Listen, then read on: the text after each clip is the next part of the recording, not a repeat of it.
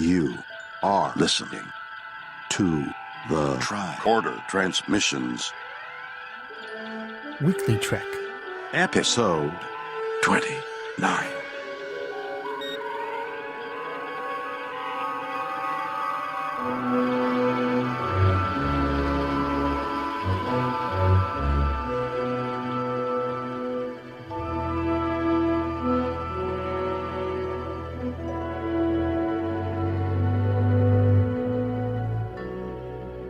Welcome to Weekly Trek, your roundup of everything Star Trek that happened this week.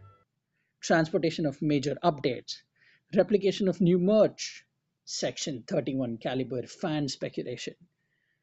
Whether you were off because Luther Sloan trapped you in your own mind, or you were at a conference unassumingly and then you were trapped between a diplomatic conflict between a secret organization and the Romulan Diplomatic Council, you get why we're using a lot of Section 31 puns today because we're pretty excited about that show idea. But either way, wherever you were this week, if you did not get a chance to catch up on all the Trek news, Weekly Trek is here to do that for you.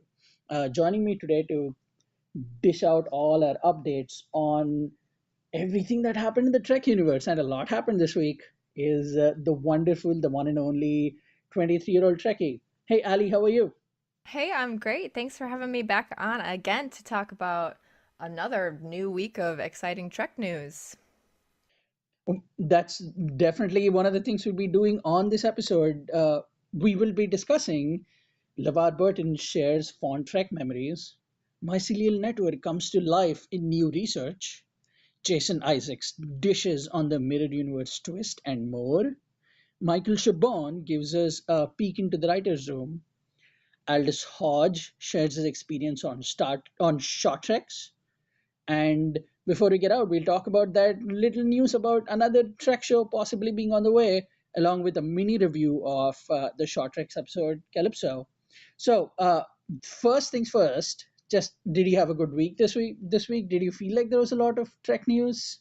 Yeah, I definitely agree. I had been seeing things kind of progressively throughout the week, and each week I'm kind of looking out for things, but I think the articles that we're going to be talking about this week definitely have a lot of exciting things, a lot of depth, a lot of insight into what it's like both to write Star Trek and also to be an actor on Star Trek, and then also some current science headlines, which, I mean, hey, it's also exciting. Absolutely, couldn't agree more. The first article is from comicbook.com, and it's kind of an excerpt from the full interview that's on CBC Radio's arts program Q. LeVar Burton was promoting his new podcast, LeVar Burton Reads, and he did an in depth interview on how Star Trek has influenced his life. So there are some excerpts that are pulled from that interview, but what are your overall impressions on LeVar Burton's career before Star Trek? Did you ever get to listen to some of his previous reading work that he did, or uh, like just in general, what are your impressions of LeVar Burton, and what did you think of this interview, which had a lot of good thoughts from everything that was the Star Trek life that he lived post TNG and representation of specific people? Too many topics I think that we could to cover in one episode. But what did you think overall? Oh gosh. Well, I grew up watching Reading Rainbow. That was I every time I got home from school, my mom would sit me down and we'd watch it together. So that's definitely seeing growing up with that and then seeing him on TNG, which is like, "Oh my gosh." I made that connection and it was so exciting, but I honestly other than Reading Rainbow, and now he's doing the LeVar Burton Reads, which I would love to go see, but it's not anywhere near where I live. Darn. Hopefully we'll hear from someone on how that is. But I I just love in this little interview how he talks about his experiences on TNG, and then one moment that really stood out for me in the whole article, and I hope I'm not stealing this from you, but when he was talking about how in inviting him to play Geordi on the show in TNG, that Gene was kind of suggesting that, you know, when the future comes around, because this obviously Star Trek is a representation of the future, but when the future comes around, there's going to be a place for you as an African American. There's going to be a place for you on the show in the future. There's going to be a place for you, and that just totally just resonated with me. I loved it.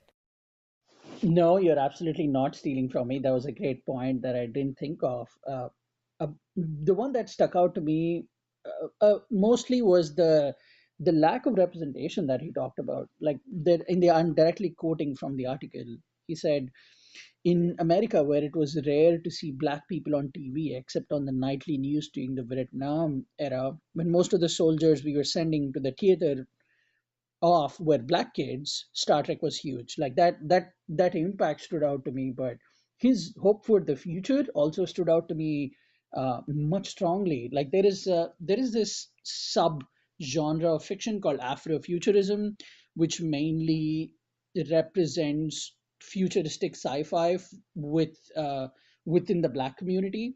And he talks about how there is an explosion of Afrofuturism, and Afrofuturism is actually one of the big elements in the.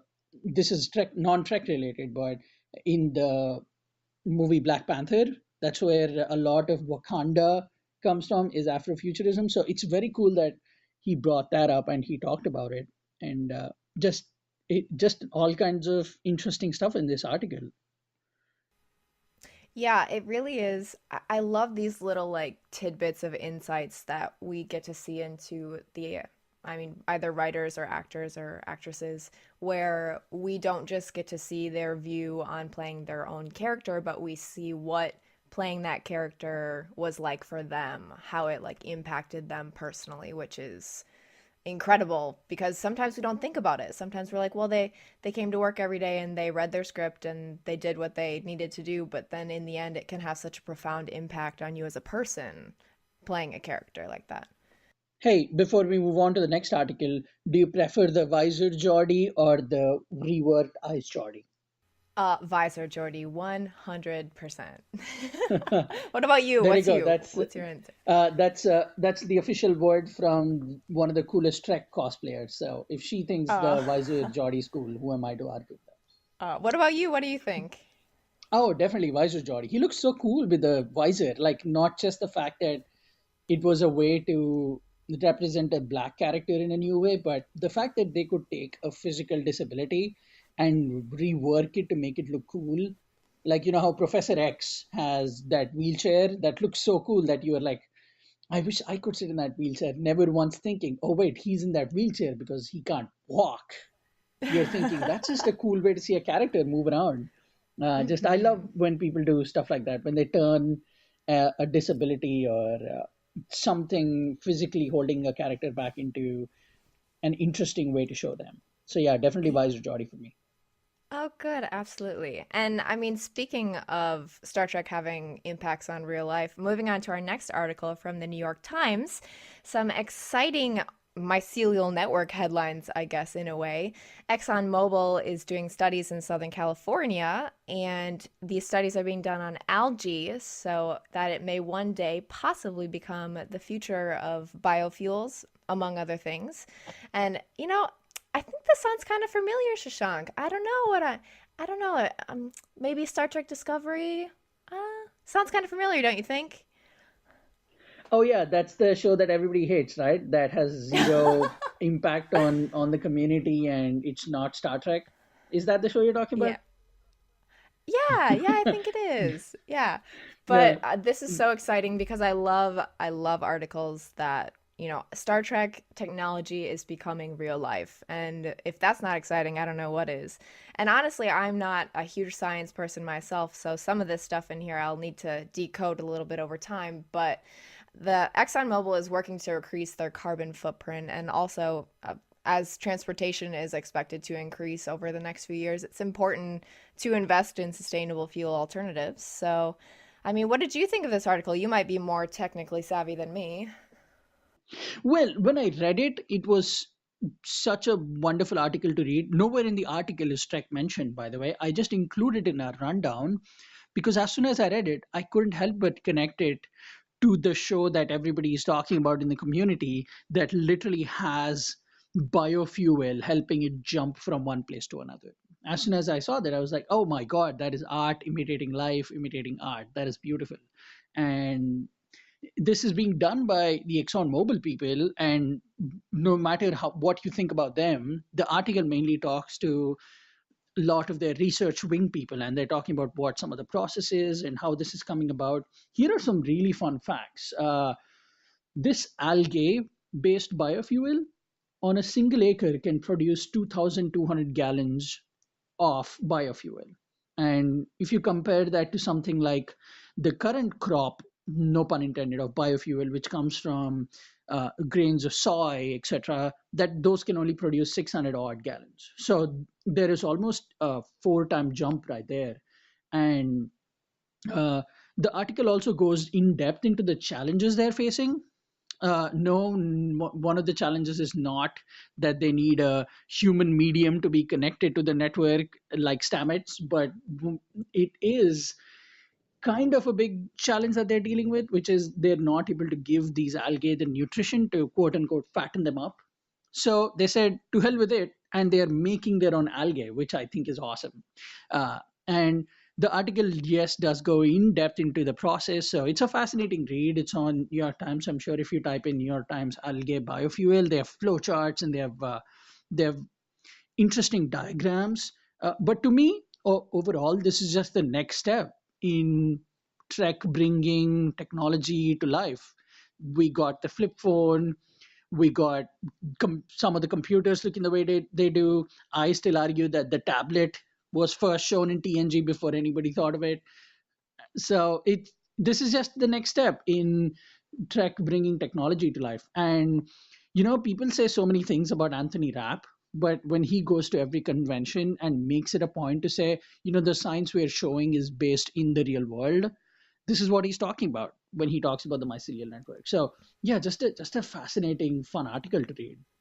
Yeah, it's funny that you say the original kind of the pad from TNG showing up now as like iPads, but that it reminds me there's a meme out there where I can't remember what episode it's from, but when Data opens up and he has the little telephone in him, and it's the meme where it's like, ah, um, I have an Android. Are you iPhone or Android? As in like Data's an Android. I always get a kick out of that. That's so funny. I've not seen that meme, but I should seek it out. Maybe go into the Mycellial network. Yeah, this is why they don't let me host a lot of podcasts. Oh Because my I make gosh. dad jokes. But speaking of fun things from Discovery, Jason Isaacs is at it again.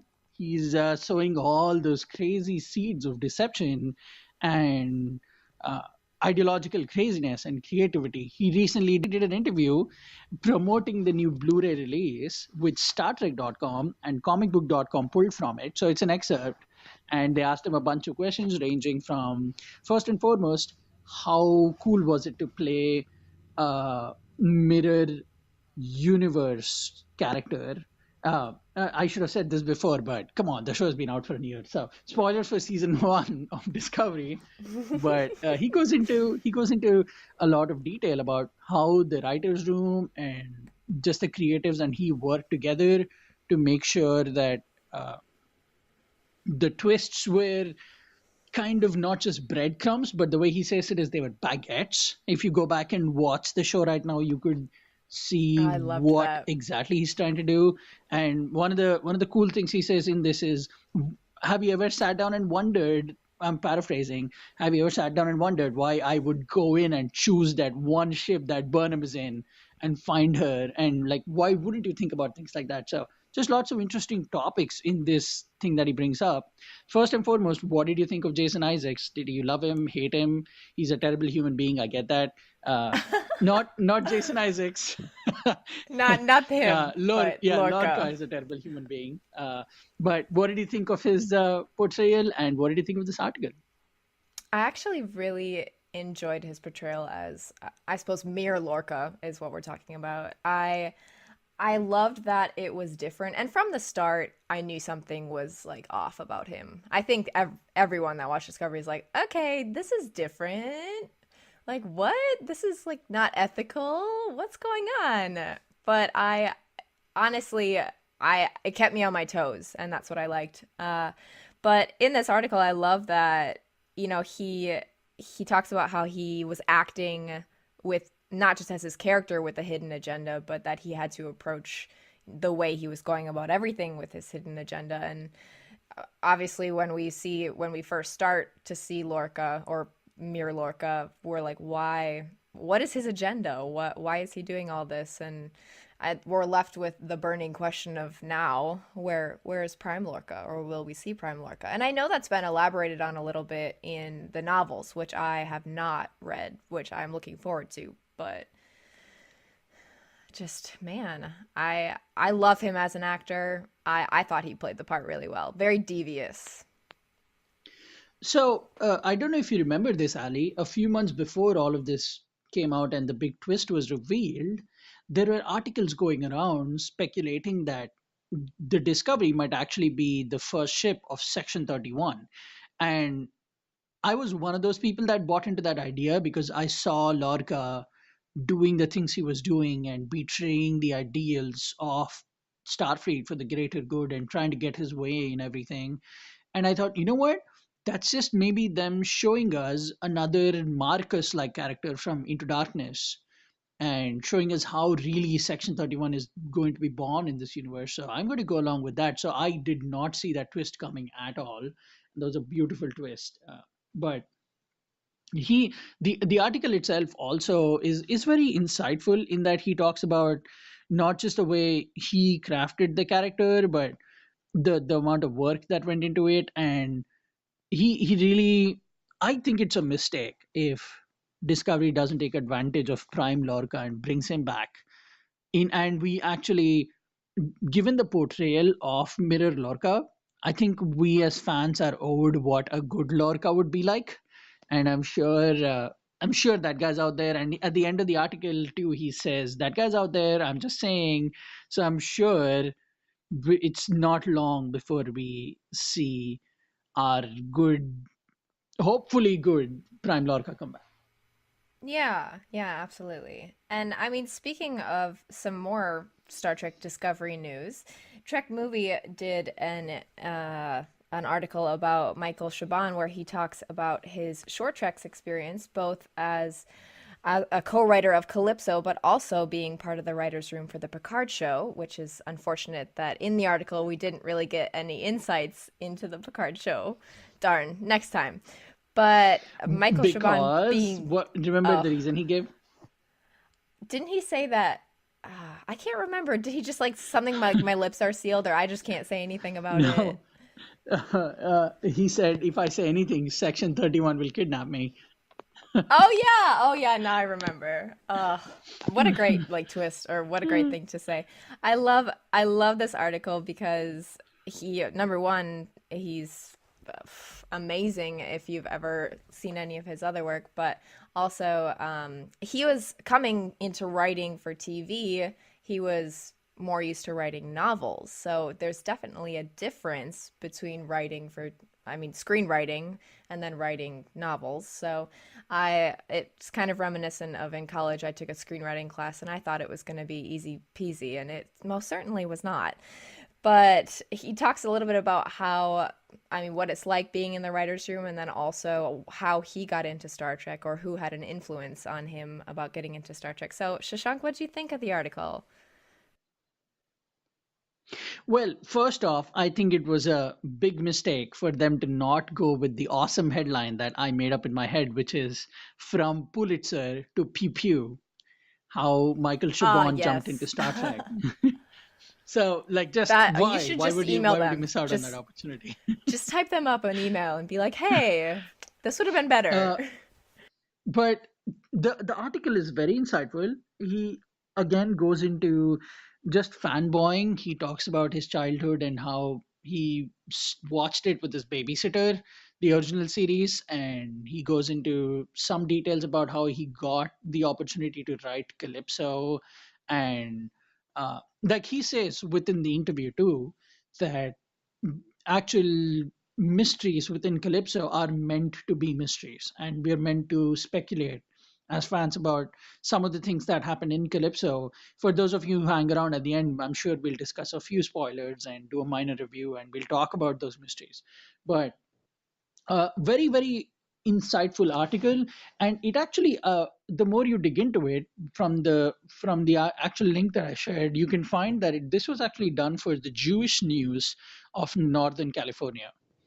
It's a the interview was for J Weekly. I bring that up because one of the questions that is not covered in the Trek movie article is he's asked about the representation of Jews in Star Trek, and as a Jew himself, what he thinks about that.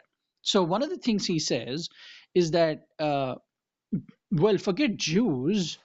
There is no representation of any Earth religion in Star Trek. There is no Hindu representation. There is no Muslim representation, and that's something that I think about a lot. Is something that he says in the article. So given that, I think that might be not maybe a hint, at least not intentional, but it's an inkling into what we might expect from some of his future in Star Trek, be it on Discovery, Short Treks, or the Picard series. I'm sure we'll actually get to see some of those head-on representations of not just fictional religions, but real-world religions and what happened to them and where they are and what they're doing. So, very, very, very insightful article, and I'm excited that somebody like Michael Chabon, who cares so much about representation, and a guy who won a Pulitzer for God's sake, is on the show. So Trek has never been in uh, better or more creative hands like this in quite a while. Yeah, absolutely. And coming from, we'll talk about it a little bit later, but coming from, I personally enjoyed Calypso, and you'll hear more about that as we go on. But I, coming from that perspective, I'm excited to see in the future what we could see from him, and obviously the rest of the team in the writers' room for both Discovery, the Picard show, and all others, because there's a bunch. Oh, a bunch is right. I think we're getting another short tracks pretty soon here, and then before we know it, in like 10 minutes, I'm sure season 2 is going to drop. But let's keep going with that short tracks.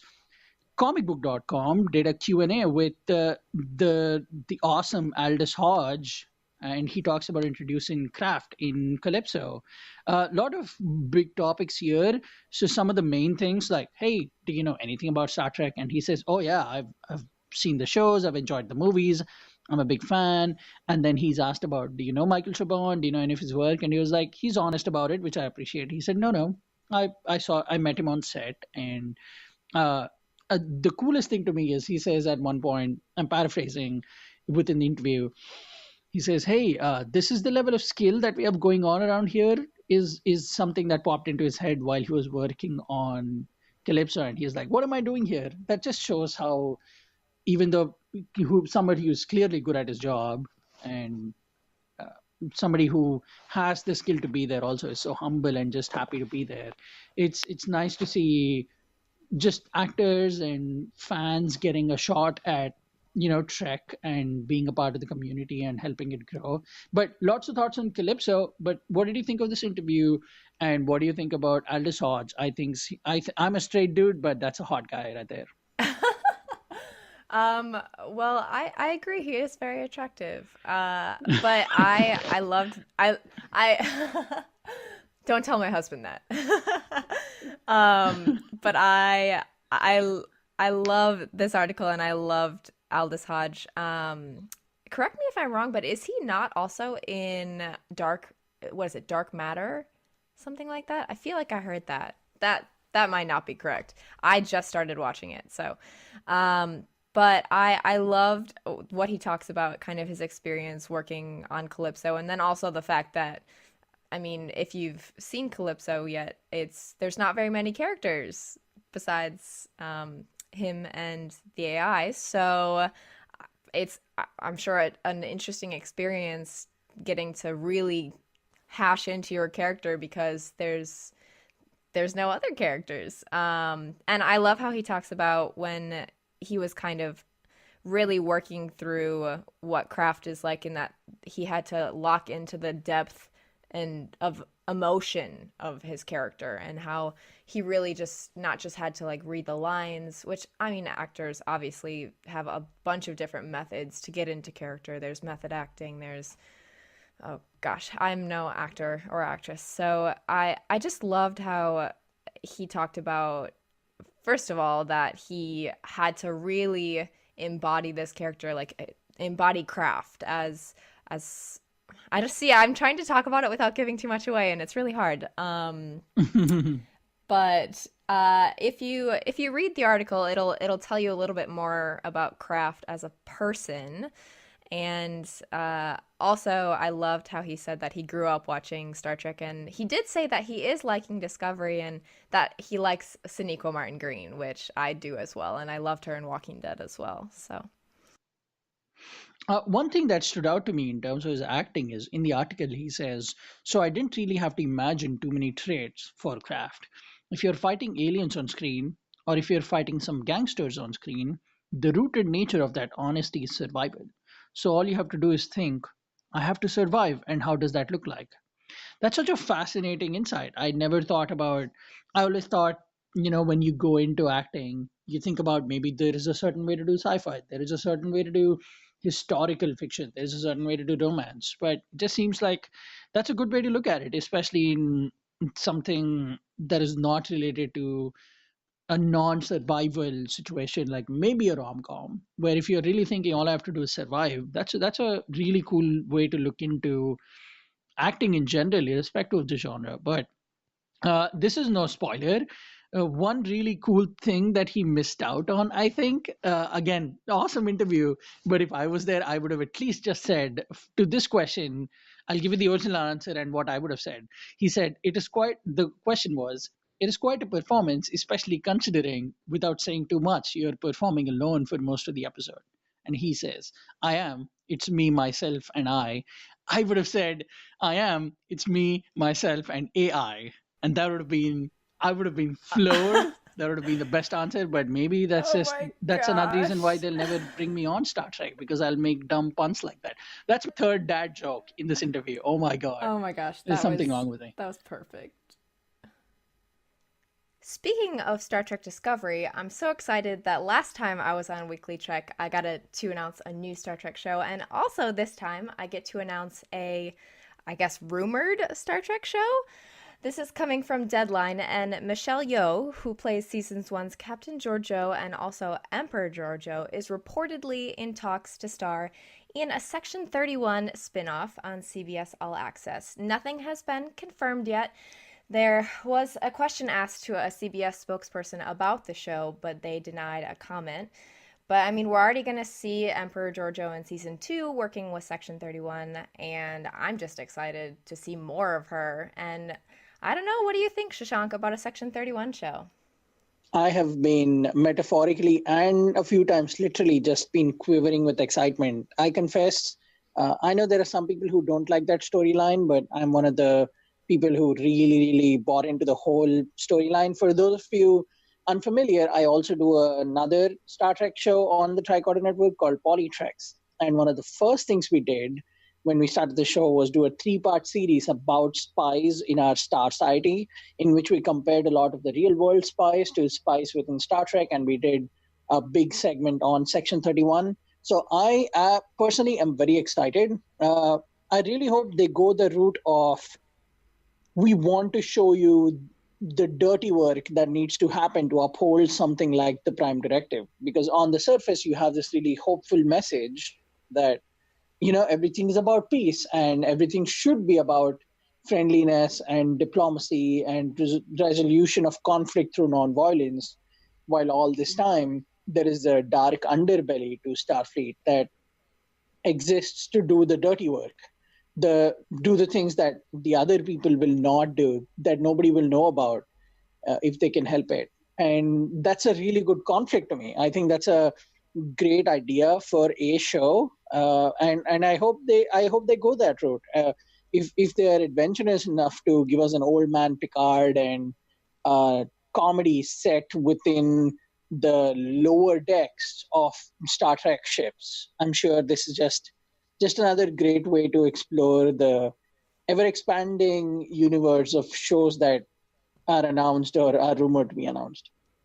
Yeah, it's definitely really exciting. I love seeing almost that opposite of the Star Trek that we so much know and love, where we're so used to seeing, ethical dilemmas and the Prime Directive and what it means to be the future of humanity. But then on the turn side, we get to see, or we might get to see, this almost not evil, but like you said, they're going to do everything it takes to get what they need. And that's just so fascinating coming from I love all the characters that have that kind of evil motivation. That's why I was so drawn to Captain Lorca and the Mirror Universe. So I'm really looking forward to it. I think it's going to be something definitely to keep an eye on. And I love Michelle Yeoh.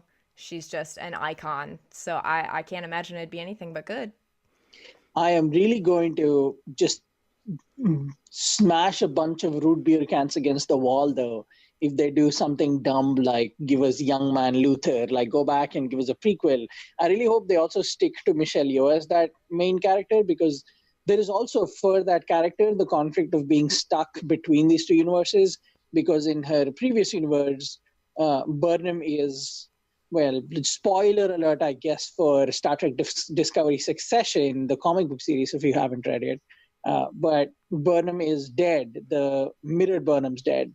And all she has is the Prime Universe Burnham. And that's still her daughter. So there is that conflict about someone who served Starfleet and now somebody in Section 31 whose entire connection to the Prime Universe is someone who works for Starfleet. So just don't keep it simple. Make it a mini series. Don't jump in and do 10 seasons, just do 2 or 3. Give us some really tight, good episodes, good storyline that we can enjoy. And yeah, just don't be afraid to. They've already used cuss words in Discovery. What else can you, like? There is nothing that you can do to phase us if you keep giving us quality stories. So really, just keep going with. Just get weird, man. That's my suggestion for the one. Hopefully, for any creative that might be listening, just get weird. Just get in and get into it. Oh yeah, absolutely. I mean, Star Trek is about going where no one's ever gone before, right?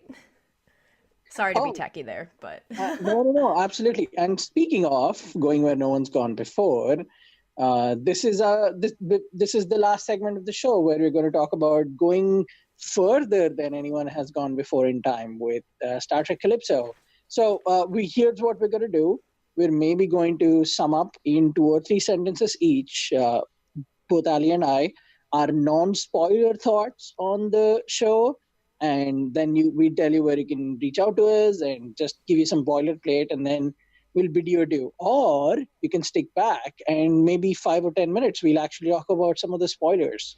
There'll definitely be a big Disco Trek episode that'll like go into the depth, and we'll definitely talk about Easter eggs and things that we saw, mysteries that we found answers to, things that we noticed on there. But for now, we'll definitely do a non-spoiler if you haven't seen it, and then if you stick around, you'll hear a spoiler review. So with that, Ali, 2 or 3 sentences. What did you think of Calypso? I really liked Calypso. I thought it was very suitable for the short treks format.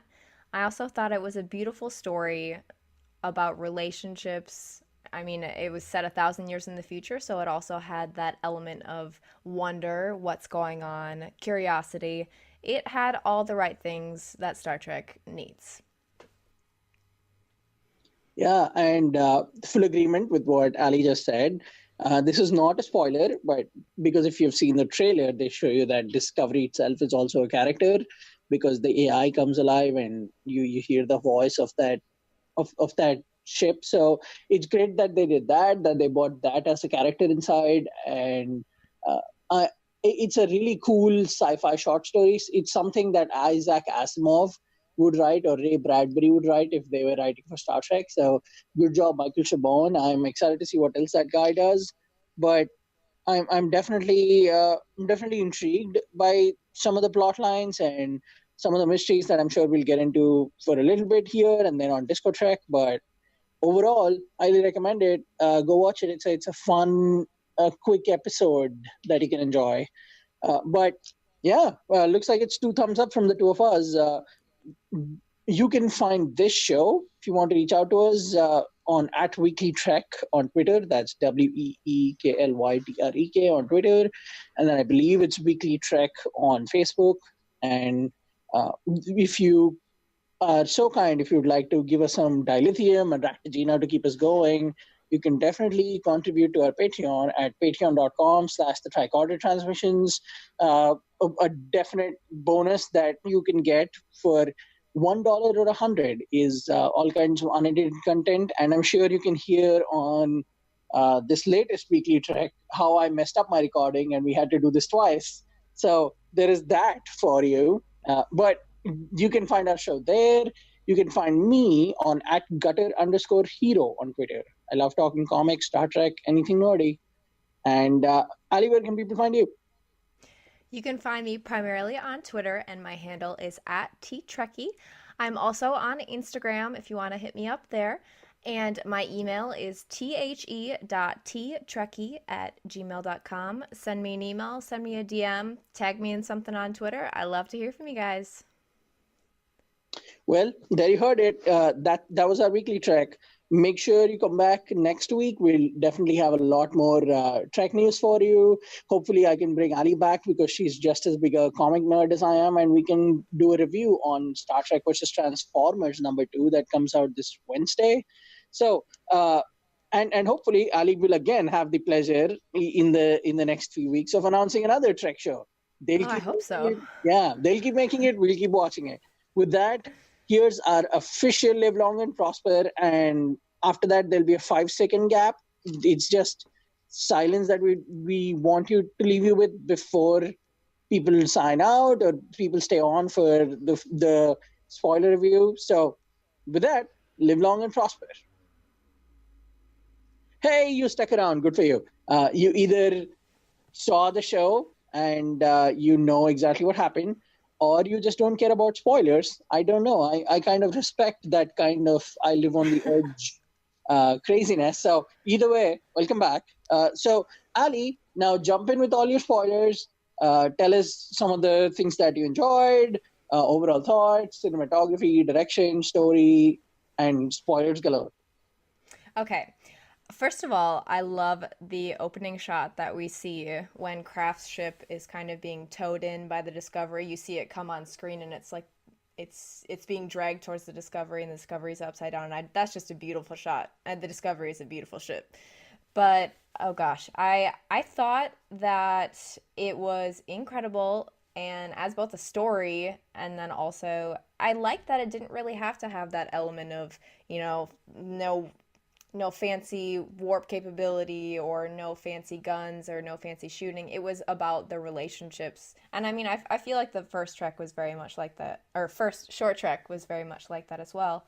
And I loved the idea that the computer on the Discovery, there's an interaction between the two of them where Kraft is like, well, what did you do all this time? And she's like, oh yeah, I just evolved myself. She's just like so nonchalant about it. Well, I mean, she had 1,000 years to do it. And there's so many scenes that stick out to me, but I'll say the one that's probably my favorite is when Zora is talking to Kraft in the mess hall about his home and what he would be doing if he was at home. And he starts describing all these things, all the sounds, the animals, and she plays it for him, and that was just so heartfelt, and it almost brought a tear to my eye. And then we see him do something wonderful for her as well when he learns the dance for her. And also Funny Face is an amazing movie, so if you haven't seen it, you definitely should. So there's a lot of thoughts that are just going through my mind right now, but I don't want to steal them all from you, so chime on in, Shashank. Oh, absolutely. Well, those are great thoughts. I agree with most of them. And my first instinct when I saw it was this is like a really good opposite of the original series episode, the one with Nomad, where Kirk actually has a contentious relationship with the machine. And another similarity I noticed is that with the first short treks, you got to see a character interact with an alien, but it was still pretty much a two-person episode. And now this one is another two-person episode, except you see Aldis Hodge interact with an AI. So I like that. I like those similarities and parallels, and just great cinematography.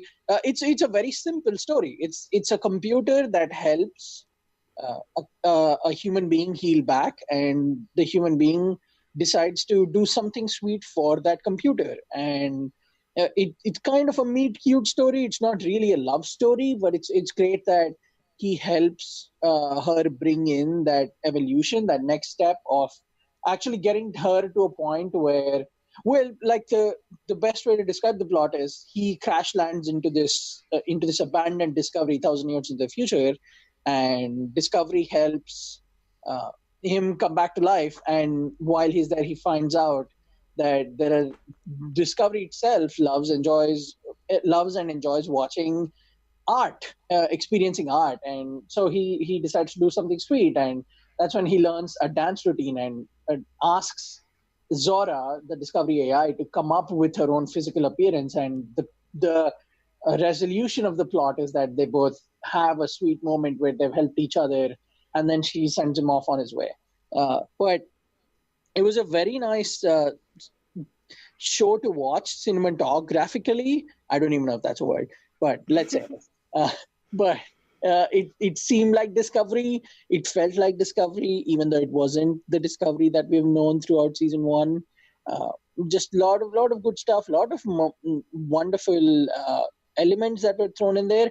I'm so proud as a kid who got beat up in school for playing chess, that chess still existed 1,000 years into the future. And as for those of you who may not know this, chess was invented in India in the 15th and 16th century. So you're welcome, humanity, on that one. Just lot of fun mysteries in there. I'm hopefully, if I get to be on the Disco Trek, and maybe you might get to be on there too, we actually might talk about some of the mysteries and stuff. But overall, yeah, it was a good, fun, quick run through of a really nice sci-fi short story. And all I'm going to say is I hope they don't miss out on Aldis Hodge, and I hope when they do Short Trek season 2, that they bring him back and they show us what's going on with him. Maybe he'll come back to Zora at some point. Yeah, that would be really cool to see. And then also, I think it's interesting because for me watching it, I've watched it a few times, but if you take almost like the fact for me is it is everything that Star Trek is. But also, if you kind of take away the fact that it's all set on the Discovery, it also could be its own like sci-fi show when you think about it, where you could follow Kraft and figure out what's going on now that he's come back from 10 years of war. And I just think that's interesting because that's what makes it great, though, because in the end we are left with questions, but we are also, in a sense, left with closure because the story wasn't necessarily all about, where is Kraft going, what's happening, but that short little moment. That's what short treks are about. It's those moments and those relationships, especially with Runaway, with Poe and Tilly that we see. And like the same with this, I'd like to see Poe again and see what's going on with her. And then also I'd like to see what Kraft is doing. So yeah, they should take advantage of it. Just Ali, thank you for joining me on this weekly trek. Of course, it's been a pleasure. I'll definitely hope to bring you back. We did get into that mini review. We hope it was a good teaser, and we hope we summarized the thoughts well. But overall, we liked it, and of course, it's going to be divisive. That's just a given with anything Star Trek these days. So until next week, with more updates, with more news, with more opinions, and all kinds of speculation, keep listening to Weekly Trek, and we'll be back next Monday. Live long and prosper.